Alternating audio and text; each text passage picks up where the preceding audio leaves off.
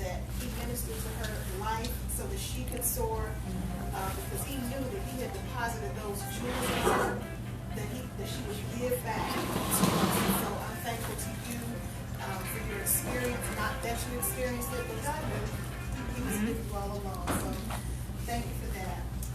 I just want to give honor to God today, and I'm not going to say what everybody else is saying, but I did not steal the message. But you know, when God has you on one confirmation. You know he's speaking. Out of your mouth, he wants you guys, because God knows that sheep need a shepherd, right? Yes. And sheep need to be told everything to do, because sheep, not you can't be part of animals, right? They don't know. So because the sheep don't know, they need a shepherd to tell them again and again and again. Why? Because he wants us to get the message, right? Stay away from that fence. There are lions over there. They will eat you. There are bears who will attack you. And so that's where we are today. So again, my name is Rochelle Lawson. I am a professional speaker, an educator, and author now to my newly released book, Girl, Get Your Life.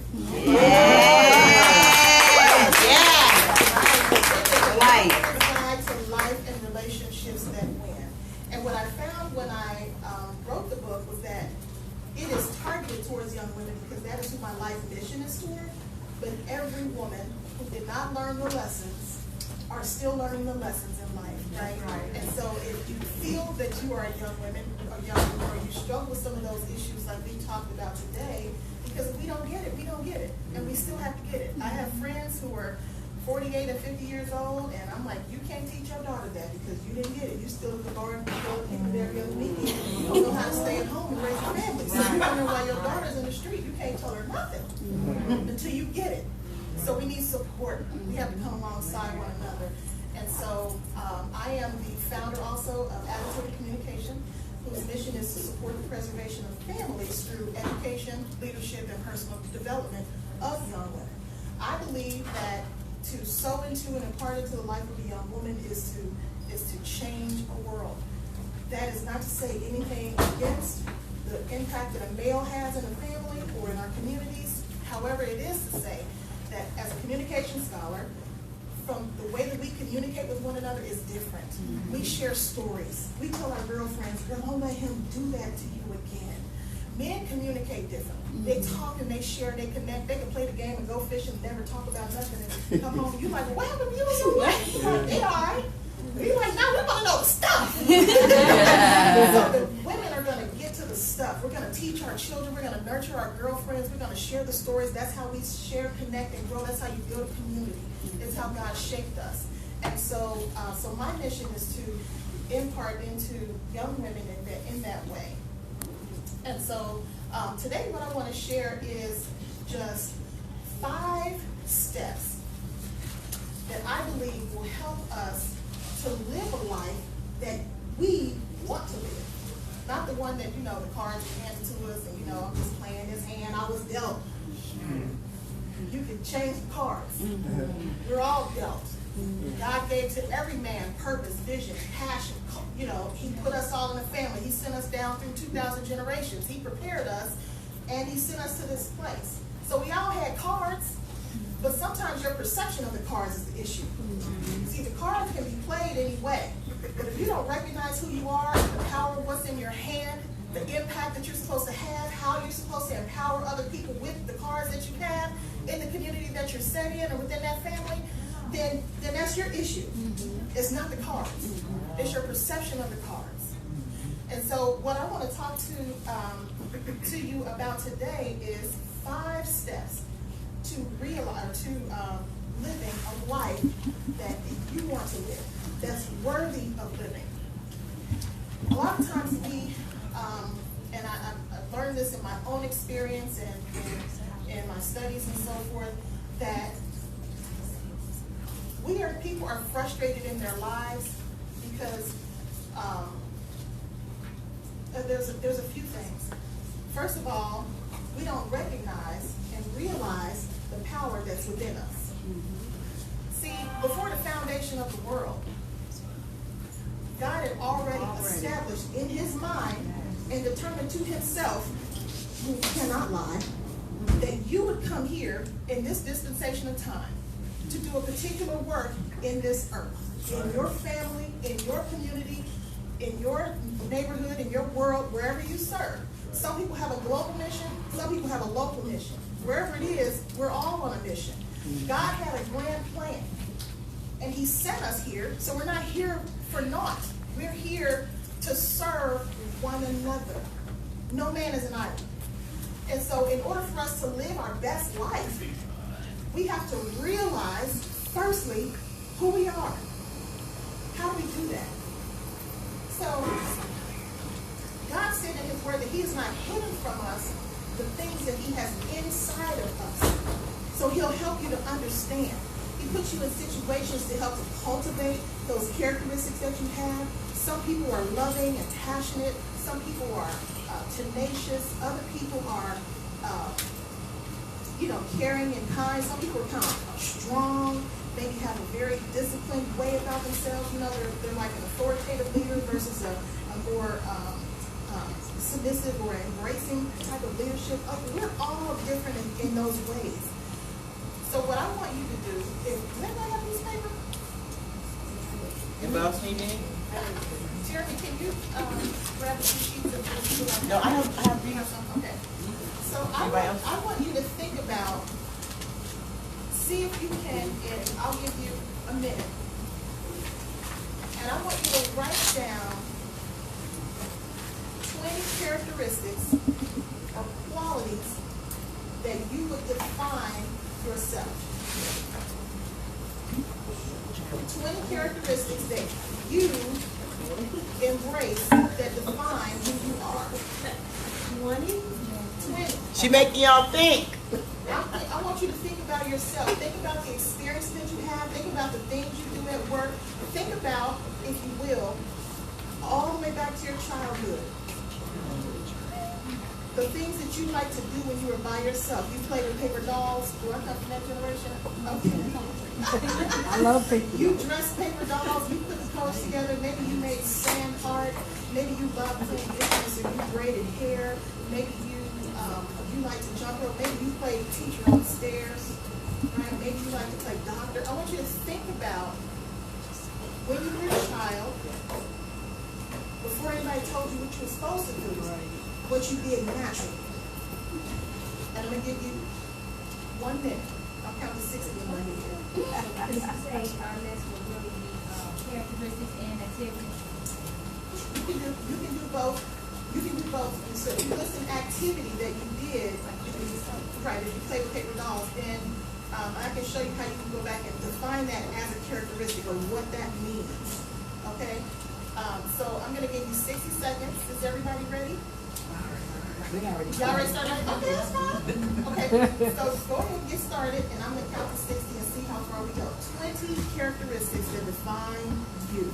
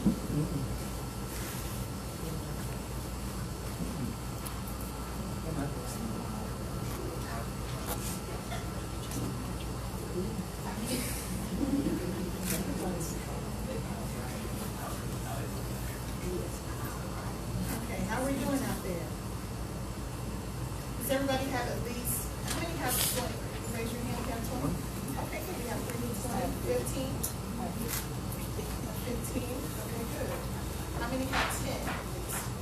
Okay, so 10. How many have 5? I have 5. Have 5? Don't be shy. Put that hand up, Janelle. I was recording. How many have 2? Did anybody not get A's? I didn't see everybody's hands, so I'm not sure that, how far we got with that. Okay, so how does that feel when you think about thinking of yourself and characteristics that define who you are? Do you feel like you know enough about yourself?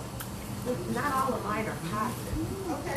You know, at first I started trying to be humble, I'm reliable, I'm relatable, then it became short-tempered, moody, kind of weak sometimes.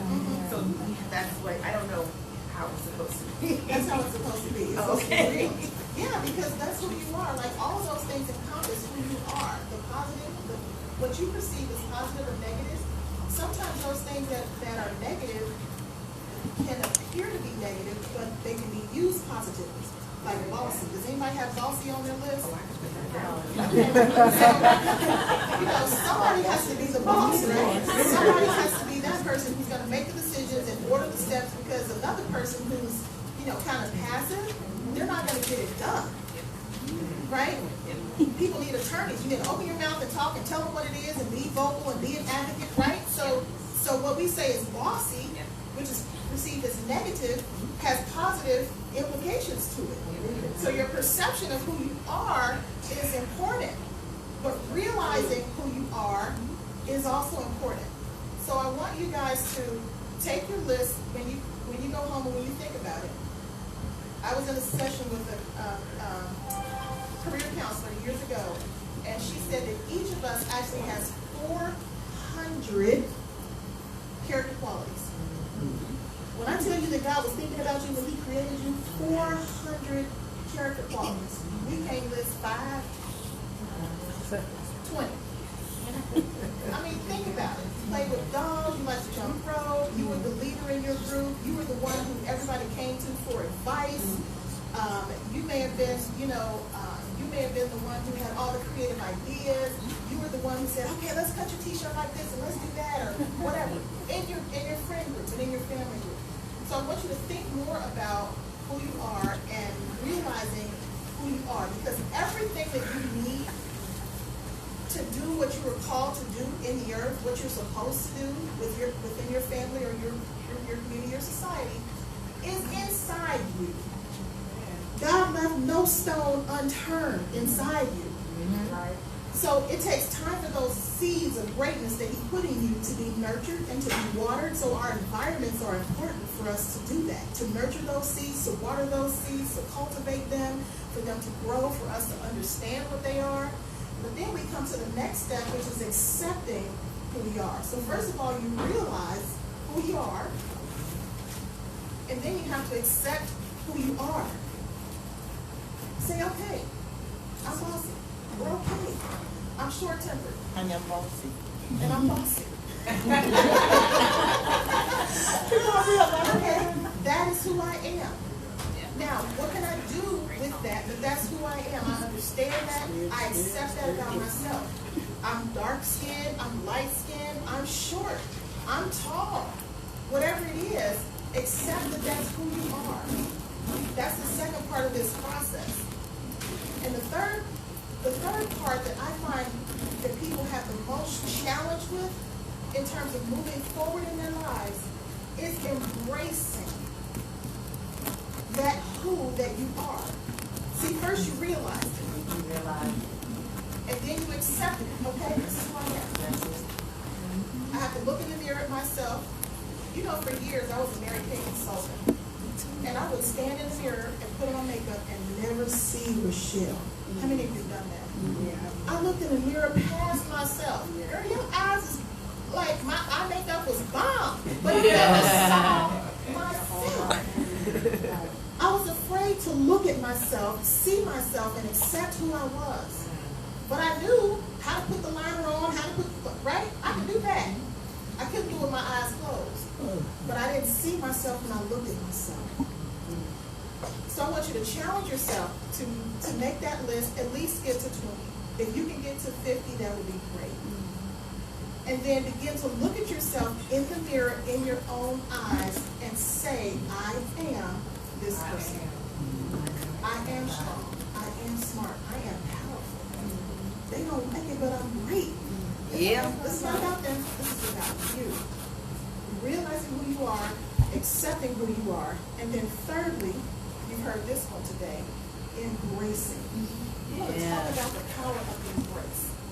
Nicole told you a little bit about me in the physical. I like hugs. I like good hugs. I like being close and warm with my children. I embrace when I see someone. I can just hug them and hold them, and there's an exchange of energy between two people when you embrace. So it's one thing if you see something and then you accept it and you shake hands with it. You say, okay, I recognize you and I acknowledge you. It's another thing to wrap your arms around it. Yeah. Hold it close to you. Yeah. Do you understand what I mean? Yeah. That's the power of the embrace.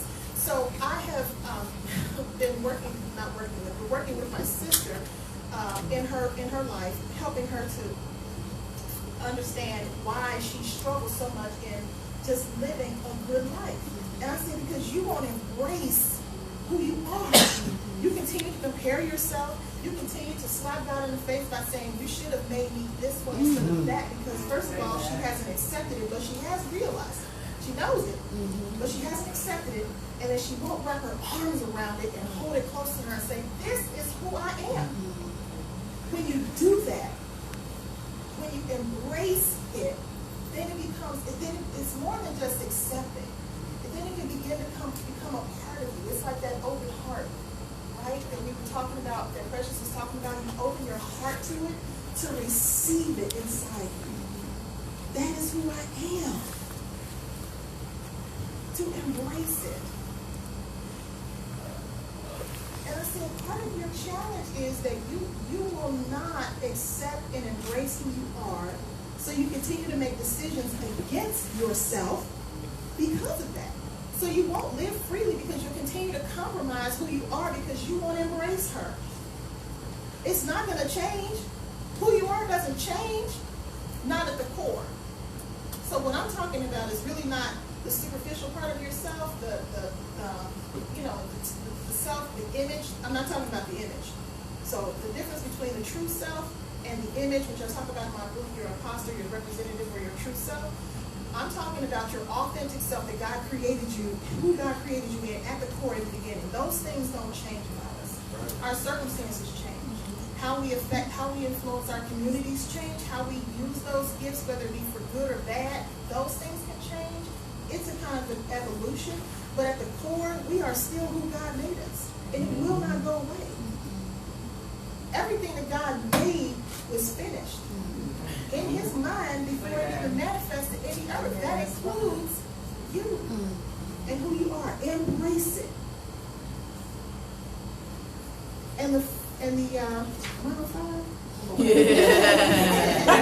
One part of that is that once you have embraced who you are, okay, I'm bossy, or I'm needy, or I'm compassionate.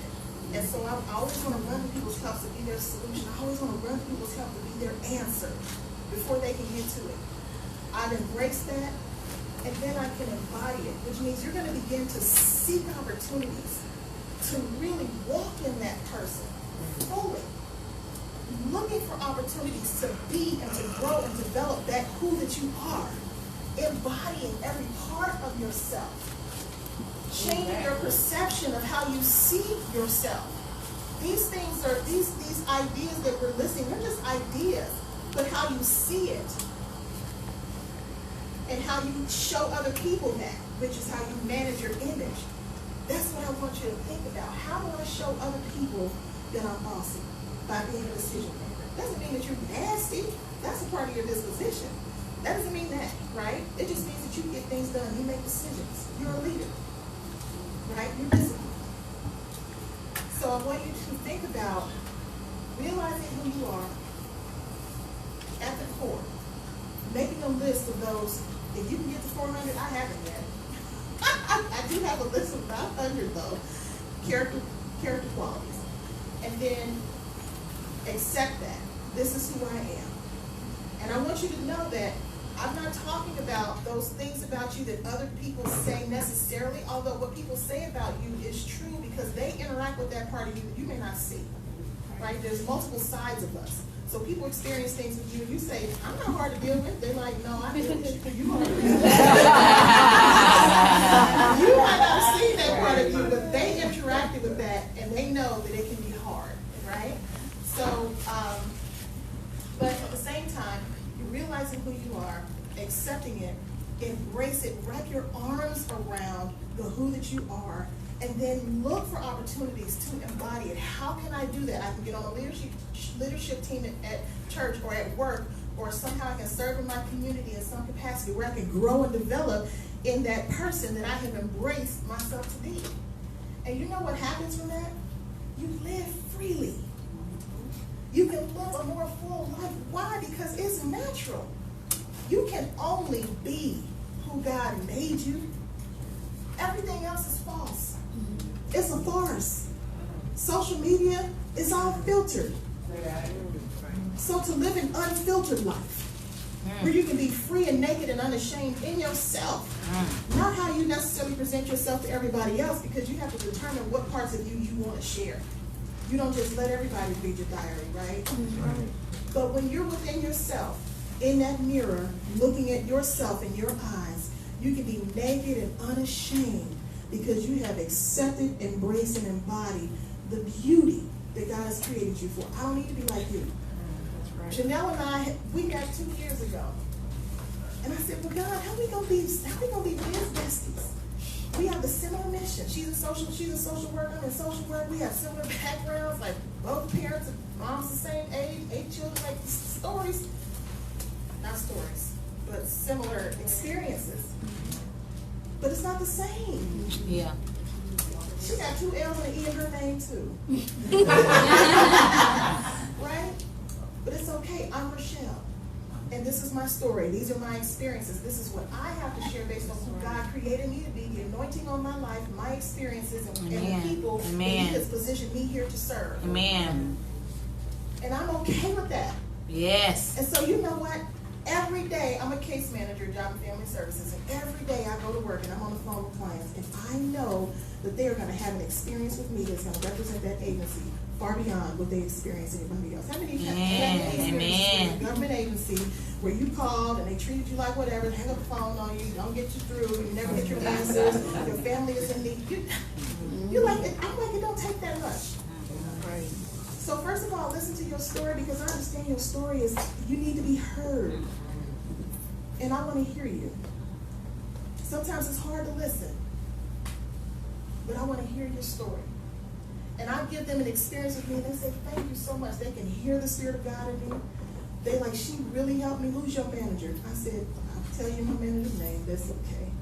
God knows, because I work as unto the Lord. God reminds me that I work as unto the Lord. It takes nothing away from me. It adds everything to me. Amen. Amen. I don't have to be fake. Amen. I don't have to try to put on airs for anybody. Yeah. Because I know who I am. Amen. As much as I have seen, and God continues to show me when I do other things, then I can see other things and I learn more about myself, but it was in me all along. And it's in you. Everything that God needs to have in you to do the work that you're called to do in your family, in your community, in this world is already inside you. And with Him, you can do all things. Amen. Aside from Him, we are nothing. The very breath that we breathe is from Him. So you want to live your best life? You want to live in my life like it's golden? What does that mean? You flying off jet planes and stuff like that? No, it's how I interact with you. Because every relationship that we have and every interaction that we have is based on who we are in it. Every relationship that we have includes one common denominator. You. So taking the time to discover yourself, realizing who you are, accepting who you are, embracing it, and looking for opportunities to embody it is how you live freely. My name is Rochelle Lawson. I'm going to look for your list. If you have questions and you want to, I can look at your list. I'm curious to know, but I don't have time to do all that. I'd like to see what you have if you want to share that with me. All right, be blessed today. Good job. She's a lucky J.O.B. Good job. Good job. Okay, so. Yes. I love that. I have a question for her.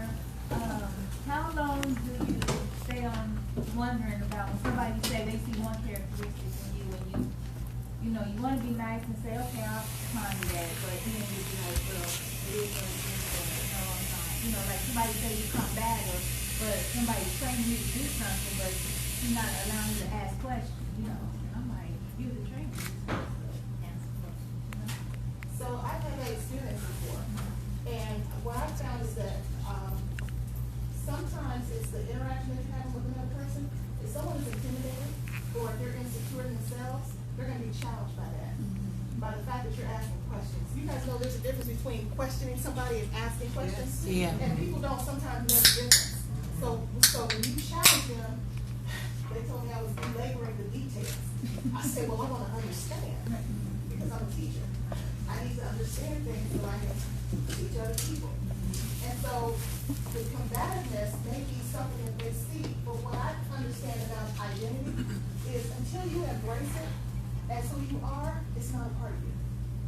They may see it, but your perception of who you are is who you are. Until you embrace it, although it may be true, but if you don't embrace it, then it's not who you are. It's what they see, and maybe that's what they interact with. Does that make sense? Yeah. It may be there, but if you don't embrace it and accept it as who you are, don't do it. Because you are the one who determines. You and your creator determine what your identity is. So it depends on the interaction who you're dealing with. People who are insecure are going to be challenged. And so, you know, keep it in your back pocket. Because I had somebody tell me I was hard years ago. And I was like, get out of my car. And so I said, I'm not hard to deal with. I mean, you know, we became friends again or whatever. But then about 15 or